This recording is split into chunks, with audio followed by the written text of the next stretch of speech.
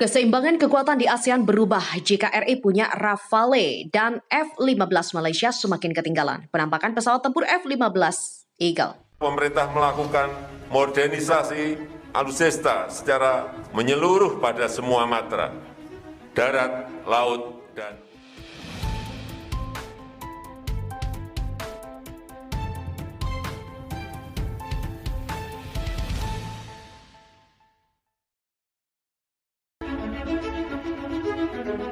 Indonesia akhirnya memutuskan berbelanja alutsista berupa jet tempur buatan Prancis Dassault Rafale.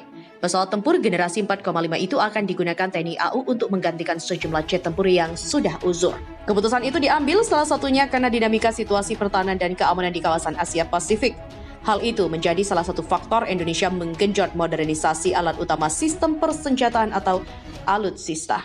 Menariknya, dalam waktu bersamaan, pemerintah Amerika Serikat mengumumkan menyetujui penjualan 36 unit jet tempur F-15 dan berbagai peralatan militer lainnya senilai hampir 14 miliar dolar AS atau sekitar 200 triliun kepada Indonesia. Persetujuan penjualan F-15 itu terjadi ketika AS terus berupaya untuk menahan pengaruh Cina di kawasan Indo-Pasifik. Jika terwujud, Indonesia menjadi negara kedua di Asia Tenggara yang memiliki F-15 setelah Singapura. F-15 adalah jet tempur multiperan buatan Boeing yang berbasis di AS. Dalam situs resminya, Boeing menyebutkan bahwa F-15 generasi terbaru menawarkan berbagai teknologi termutakhir, termasuk kokpit canggih, radar AESA, perangkat peperangan elektronik digital, komputer misi cepat, dan juga sensor modern.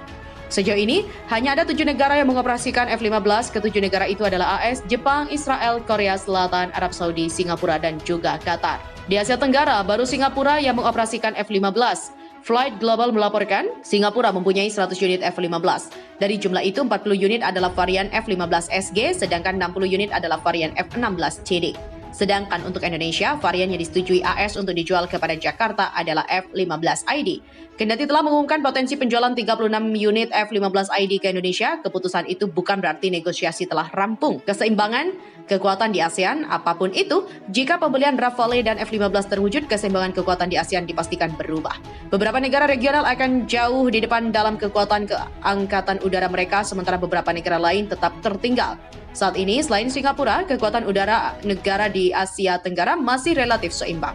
Sebut saja Malaysia yang akan terseok dengan hanya mengandalkan segelintir Sukhoi 30, MiG-29, dan F-18 Hornet yang jumlahnya tidak banyak dan bermasalah dengan kesiapan tempurnya. Indonesia memutuskan untuk berbelanja sejumlah alat utama sistem persenjataan atau alutsista senilai ratusan triliun. Keputusan itu diambil antara lain karena dinamika situasi pertahanan dan keamanan di kawasan Asia Pasifik. Hal itu juga menjadi satu faktor Indonesia menggenjot modernisasi alutsista. Di antaranya, berupa jet tempur buatan Prancis Dassault Rafale.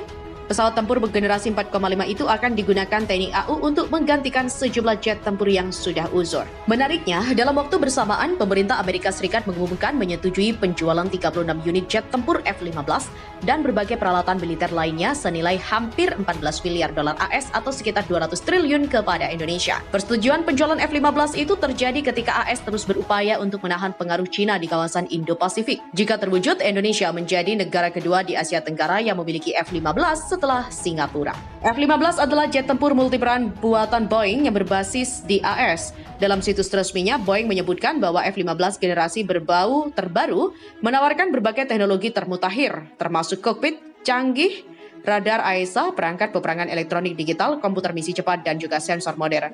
Sejauh ini, hanya ada 7 negara yang mengoperasikan F-15. Ketujuh negara itu adalah AS, Jepang, Israel, Korea Selatan, Arab Saudi, Singapura, dan juga Qatar. Di Asia Tenggara, baru Singapura yang mengoperasikan F-15. Flight Global melaporkan, Singapura mempunyai 100 unit F-15.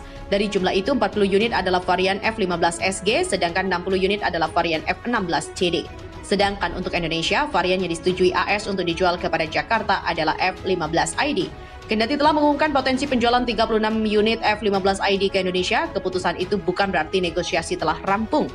Keseimbangan kekuatan di ASEAN, apapun itu, jika pembelian Rafale dan F-15 terwujud, keseimbangan kekuatan di ASEAN dipastikan berubah. Beberapa negara regional akan jauh di depan dalam kekuatan angkatan udara mereka, sementara beberapa negara lain tetap tertinggal. Saat ini, selain Singapura, kekuatan udara negara di Asia Tenggara masih relatif seimbang. Sebut saja Malaysia yang akan terseok dengan hanya mengandalkan segelintir Sukhoi 30, MiG-29, dan F-18 Hornet yang jumlahnya tidak banyak dan bermasalah dengan kesiapan tempurnya. Indonesia memutuskan untuk berbelanja sejumlah alat utama sistem persenjataan atau alutsista senilai ratusan triliun. Keputusan itu diambil antara lain karena dinamika situasi pertahanan dan keamanan di kawasan Asia Pasifik. Hal itu juga menjadi satu faktor Indonesia menggenjot modernisasi alutsista. Di antaranya berupa jet tempur buatan Prancis Dassault Rafale. Pesawat tempur bergenerasi 4,5 itu akan digunakan TNI AU untuk menggantikan sejumlah jet tempur yang sudah uzur. Meski tergolong agak baru, pesawat bermesin tunggal ini dinilai sebagian pengamat tidak sekuat F-15 maupun Rafale. Kini, beberapa negara di Asia Tenggara termasuk Thailand juga berusaha menyeimbangkan kekuatan. Kementerian Thailand juga telah menyetujui untuk mengalokasikan dana $413,7 AS untuk membeli 4 jet tempur F-35 Joint Strike Fighter. Malaysia pun semakin tertinggal di belakang. Penggantian jet tempur baru akan dilakukan Malaysia pada 2035 dan 2040. Meski demikian, pembelian Rafale dan rencana akuisisi F-15 memang menimbulkan pro dan kontra. Bahkan ada yang mempertanyakan kenapa uangnya tidak dibelikan obat dan vaksin. Termasuk ada yang menyatakan bahwa saat ini Indonesia tidak dalam situasi akan berperang, apalagi kini tengah pandemi.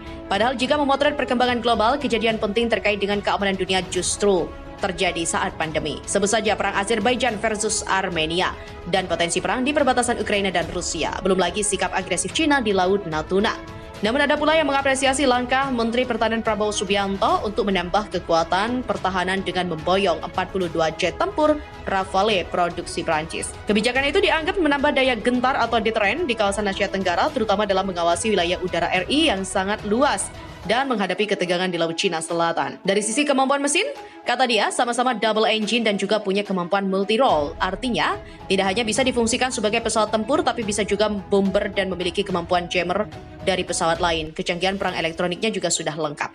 BD menyatakan pertahanan Indonesia bakal semakin menguat seiring adanya rencana Indonesia mengakuisisi 2 kapal selam Scorpion dari Naval Group yang juga perusahaan berbasis di Prancis. Keputusan Indonesia memboyong alutsista asal Prancis juga dianggap tepat dalam menghadapi situasi geopolitik saat ini. Alasannya, negeri mode secara teknologi dan strategis merupakan mitra yang tepat dalam upaya pengadaan alutsista tanah air.